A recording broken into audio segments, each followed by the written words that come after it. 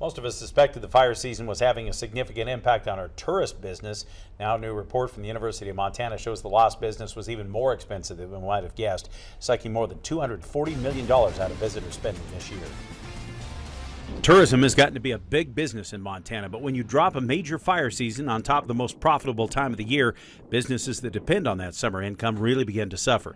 This year, the mid-July lightning storms that started the largest fires in western Montana put a miserable and smoky damper on the height of not only the tourist season, but the prime time for in-state vacations and weekend trips for Montanans. Just how big was the impact?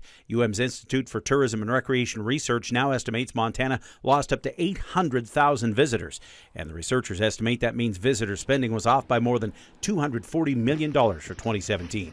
While a third of the visitors surveyed that did come here in July, August, or September said the smoke wasn't bad enough to negatively impact them, 10% said they couldn't go to their planned destination, 7% switched to a different part of the state.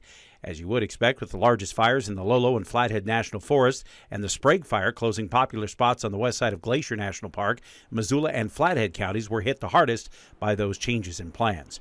And 76% of all Montanans said they had to cope with weeks of smoke in their hometowns, with 87% in western Montana and 90% in southwest Montana complaining about poor air quality.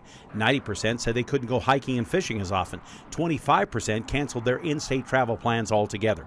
The researchers say the study shows a need for a wide-ranging, action-driven conversation on how Montana needs to adapt to more intense fire seasons and build businesses that can withstand those impacts.